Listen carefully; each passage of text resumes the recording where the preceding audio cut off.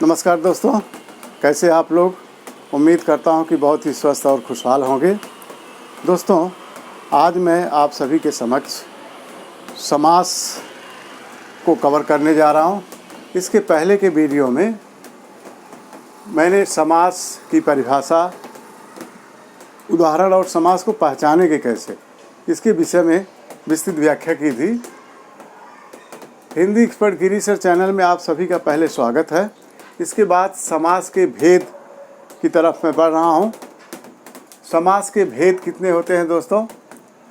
पहला है दोस्तों अव्ययी भाव समास। पहला क्या है? अव्ययी भाव समास। दूसरा है दोस्तों तत्पुरुष समास। दूसरा तत्पुरुष समास।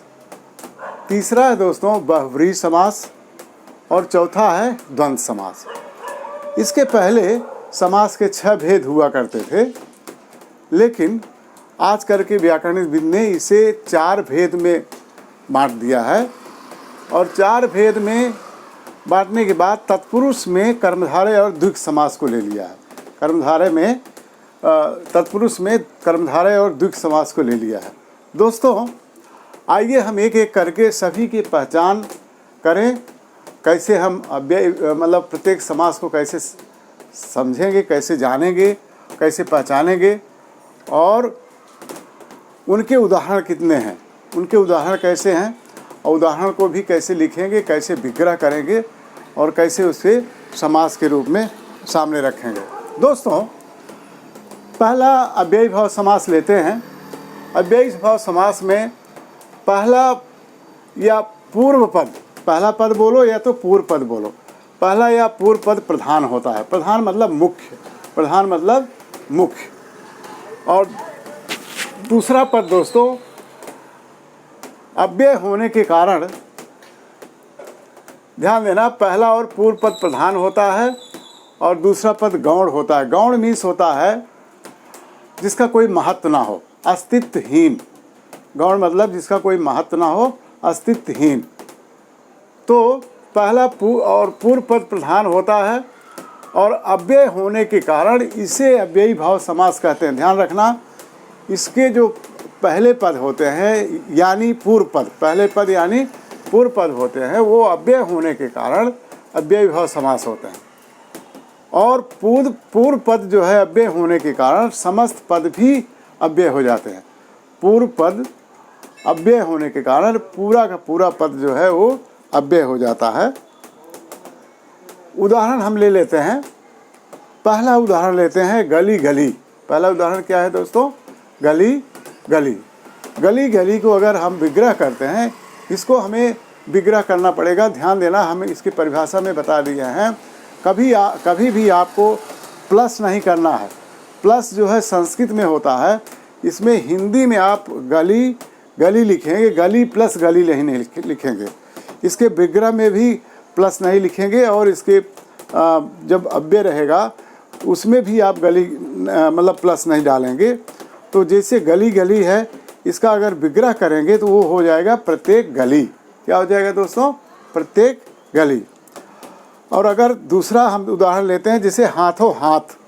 हाथों हाथ विग्रह करना मतलब कि उसको सरलीकरण करना। विग्रह करना मतलब सरलीकरण करना। उस शब्द को, जो समस्त पद है, ये समस्त पद है दोस्तों, गली गली और हाथों हाथ, इसको सरल कैसे, सरल मीनिंग में कैसे रखेंगे? तो जाहिर सी बात है, इसको हाथ से हाथ जब लिखेंगे तो लोग इसको ज़्यादा से ज़्यादा समझ पाएंगे। हाथों हाथ शायद कम समझ पाए, इसीलिए हाथों हाथ तो समस्त पद हो गया, लेकिन विग्रह हो गया हाथ से हाथ। हाँ दोस्तों, अब अव्ययी भाव के अन्य उदाहरण भी देख लेते हैं। वैसे उदाहरण तो बहुत है दोस्तों, लेकिन यहाँ पे हमने बस 6 या 7 उदाहरण रखे हैं और अभ्यास के समय तक हम चाहेंगे कि और भी ज़्यादा उदाहरण लेके आपके सामने प्रस्तुत करूँ। तो अब अव्ययी भाव के अन्य उदाहरण देखिए दोस्तों। जैसे आजीवन है। आजीवन क्या है दोस्तों? हाँ, ठीक कहा आपने, आजीवन जो है समस्त पद है। आजीवन समस्त पद है। और अगर इसको विग्रह करेंगे तो ये हो गया जीवन भर। आजीवन का मीनिंग ही अगर हम समझेंगे तो ये हो गया क्या? जीवन भर। परीक्षा में भी ऐसे पूछे जाते हैं नीचे दिए गए समस्त पद को विग्रह करके उस समास के नाम बताइए। नीचे दिए गए समस्त पद को विग्रह करके समास के नाम बताइए। अगर उसमें आ गया आजीवन तो आपको विग्रह करना होगा जीवन भर, मतलब उसका सरलीकरण करना है कि जीवन भर आप लिखेंगे विग्रह में, और उदाहरण में आप लिख देंगे अव्ययी भाव समास। अब एक बात और समझाना चाहता हूँ कि अव्यय क्या होता है। अव्यय आप सभी को पता है कि ऐसे शब्द जो किसी व्याकरण के किसी भी अंश के साथ अगर हम प्रयोग करते हैं, जैसे संज्ञा, सर्वनाम, क्रिया, विशेषण, किसी भी अंश के साथ, व्याकरण के अंश के साथ में अगर हम प्रयोग करते हैं तो उसके अर्थ में कोई भी परिवर्तन नहीं होता, उसी को अव्यय कहते हैं। मतलब वो खर्च ही नहीं होता, खर्च मतलब बदलता नहीं, वो बदलता नहीं, कम ज़्यादा कुछ नहीं होता, उसी को अव्यय कहते हैं। जैसे आजीवन में आ लगा दिया, यही हमने जन्म में भी लगा दिया, बदला नहीं, बदला, वो बदलेगा ही नहीं, ऐसे आ का आ ही रहेगा। आजीवन में जीवन भर विग्रह हो गया, आजन्म में जन्म से लेकर हो गया विग्रह, जन्म से लेकर। यथाशीघ्र, अगर यथाशीघ्र किसी के सामने बोलते हैं तो जाहिर सी बात है उसको विग्रह अगर कोई करेगा, सरलीकरण करेगा, तो ये होगा कि जितना शीघ्र हो सके, जितना शीघ्र हो सके, जितना शीघ्र हो सके, ये अब विग्रह हो गया। इसके बाद दोस्तों देखो प्रत्येक में, प्रत्येक को अगर विग्रह करेंगे तो आएगा हर एक,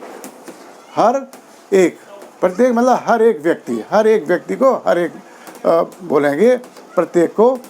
बेकाम मीन्स हो गया दोस्तों, इसका सरलीकरण या विग्रह करेंगे तो हो जाएगा बिना काम के। इसका सरलीकरण करेंगे तो क्या हो जाएगा, बिना काम के।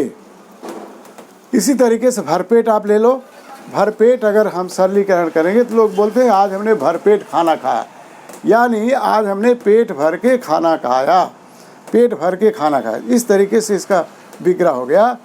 साफ साफ बोलेंगे भैया आप अपने लेख को, अपने लेखनी को साफ साफ लिखिए। साफ साफ मतलब एकदम बिल्कुल साफ लिखिए, या अपनी बातों को एकदम साफ साफ करिए, साफ साफ बताइए। तो साफ साफ मीन्स होता है बिल्कुल साफ। इस तरीके से दोस्तों ये अव्ययी भाव के अन्य उदाहरण हो गए, और भी अन्य उदाहरणों को आपके सम्मुख प्रस्तुत करूंगा बाद के वीडियो में। अब आइए देखते हैं कि समास का जो दूसरा भेद है वो क्या है।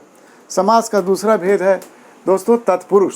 तत्पुरुष में उत्तर पद प्रधान होता है। उत्तर पद मतलब बाद वाला पद, उत्तर पद मतलब दोस्तों बाद वाला पद, ध्यान देना। उत्तर मतलब बाद में, प्रथम मतलब पहले, पूर्व पद मतलब पहले। तो पहला पद इसमें गौण होता है और उत्तर पद प्रधान, बाद वाला पद प्रधान होता है। जैसे राजपुरुष हमने लिख लिया, क्या लिख लिया, राजपुरुष। जैसे रसोई घर हमने लिख लिया, तो घर शब्द जो है इसमें प्रधान हो गया, रसोई गौण हो जाएगा। रसोई के लिए, रसोई मतलब जिसमें खाना पीना बनाते, ऐसा घर। राजपुरुष हो गया अगर, तो राजा का पुरुष, विग्रह करने के बाद राजा का पुरुष आ जाएगा, वो कारक के साथ विग्रह करते, उसे हम बाद में आपको तत्पुरुष समास में विस्तृत रूप से एकदम स्पष्ट करके बताएंगे। ये तत्पुरुष समास में ध्यान देना, प्रधान मतलब मुख्य, गौण मतलब अस्तित्वहीन, जिसका कोई महत्व ना हो, जिसको हम अर्थ में एकदम नकार देते हैं। अब तत्पुरुष में दो भेद हैं, कौन कौन से, एक कर्मधारय है, एक कौन सा है दोस्तों, कर्मधारय, और दूसरा है द्विगुणी समास। एक कर्मधारय है, दूसरा क्या है, द्विगुणी समास। तो इस तरीके से इसकी कहानी आप बाद में लेंगे तत्पुरुष समास को। इस वीडियो में केवल इतना ही बताना चाहेंगे हम आपको कि चारों भेद कौन कौन से हैं, और उसमें जो अन्य भेद हैं, तत्पुरुष में जो अन्य भेद हैं, उपभेद, उसकी बात मैं बता रहा हूँ। कर्मधारय और द्विग होता है। इसके बाद दोस्तों तीसरा जो समास है वो बहुव्रीहि है। कौन सा समास है, बहुव्रीहि। तो ध्यान देना, इसको हम आगे पीछे भी लिख सकते हैं, इसमें कोई कहीं पे निश्चित नहीं है कि आप जो है तत्पुरुष को बाद में लिखें, बहुव्रीहि को पहले लिखें, या द्वंद्व को पहले लिखें, बहुव्रीहि को बाद में लिखें, इस तरीके कोई बात नहीं है। इसके बाद हो गया बहुव्रीहि समास में। बहुव्रीहि समास में न तो पहला पद, पूर्व पद, पूर्व पद मतलब पहला पद, न तो पहला पद प्रधान होता है और ना ही उत्तर पद प्रधान होता है, ना ही उत्तर मतलब बाद वाला पद प्रधान होता है, बल्कि इसमें अन्य पद प्रधान होता है। इसमें कौन सा पद प्रधान होता है? अन्य पद। जैसे एक उदाहरण लेके आपको समझा देता हूँ। चौराहा, चौराहा का अगर विग्रह करेंगे तो 4 राहों का समूह, क्या आएगा दोस्तों? 4 राहों का समूह। तो विग्रह करेंगे 4 राहों का समूह, न तो 4 ही इसमें प्रधान है और न तो समूह ही प्रधान है। एक दूसरा पद कोई प्रधान है, चौराहा। चौराहा। त्रिनेत्र अगर बोलेंगे, त्रिनेत्र बोलेंगे तो त्रिनेत्र में भी दोस्तों देखो 3 है नेत्र वाले, अर्थात बहुब्री में अक्सर करके विग्रह में अर्थात लिखते हैं। क्या लिखते हैं दोस्तों? अर्थात। ध्यान देना, जैसे त्रिनेत्र हो गया उदाहरण में, 3 नेत्र वाले अर्थात भगवान शिव, 3 नेत्र वाले अर्थात भगवान शिव। तो न 3 नेत्र वाले में 3 भी गौड़ है और नेत्र वाले भी गौड़ है। अन्य पद क्या है? इसमें अन्य पद हो गया भगवान शंकर, भगवान शंकर। तो अन्य पद इसमें प्रधान होता है, ध्यान रखना। इसके बाद हमने ले लिया द्वंद्व समास। कौन सा समास? द्वंद्व समास। द्वंद्व मीन्स होता है मल्ल युद्ध करना, लड़ाई करना, 2 के बीच में होता है द्वंद्व, तो इसलिए इसका द्वंद्व समास नाम पड़ा। द्वंद्व समास में पहला पद भी प्रधान होगा और दूसरा पद भी प्रधान होगा। द्वंद्व मतलब 2, पहला पद भी प्रधान होगा, दूसरा पद भी प्रधान होगा। ध्यान देना, प्रथम या पूर्व पद भी प्रधान, प्रथम लिखते हैं या पूर्व लिखते हैं, प्रथम या पूर्व पद प्रधान, और दूसरा है उत्तर या बाद वाला पद प्रधान। दोनों पद प्रधान होते हैं। जैसे रात और दिन, रात दिन, रात दिन हो गया दोस्तों, उसको विग्रह किया, रात और दिन हो गया। इस तरीके से आपके द्वंद्व समास हो गए। आगे के जो हम शिक्षण करेंगे, जो आगे का वीडियो बनाएंगे, उसमें आपको बताएंगे कि द्वंद्व समास किस तरीके से दोनों पद प्रधान होते हैं। और भी अन्य उदाहरण है, माता पिता, माता और पिता, रात दिन। तो इस तरीके से हो गया द्वंद्व समास। अब इसी में कर्मधारय है, तत्पुरुष में कर्मधारय और द्विग समास, जो आपको विस्तृत रूप से हम आगे के वीडियो में बताएंगे दोस्तों। तो एक बार फिर से हम गौर कर लें। इसके पहले के जो समास की परिभाषा है, आप सभी को पता है कि 2 या 2 से अधिक शब्द जब मिलते हैं तो उससे एक नया शब्द समस्त पद बनता है, और समस्त पद के बनने के प्रक्रिया को विग्रह कहते हैं। जब विग्रह उसको करते हैं, और इसी को हम समास कहते हैं। तो समास के 4 भेद हो गए दोस्तों। अव्ययी भाव, तत्पुरुष, मुख्य रूप से 4 है, बाकी तत्पुरुष में 2 हो जाते हैं, तो वो 6 भेद, पूरे 6 भेद होते हैं, बहुब्रीहि समास और द्वंद्व समास। अब आपको मैंने अव्ययी भाव समास किस तरीके से होता है, पहला पद या पूर्व पद प्रधान होता है और बाकी दूसरा पद गौण होता है, जैसे, और अव्यय होने के कारण ये अव्ययी भाव समास इसका नाम पड़ा है। तो ध्यान रखना, पहला पद प्रधान हुआ और पहला पद अव्यय हुआ।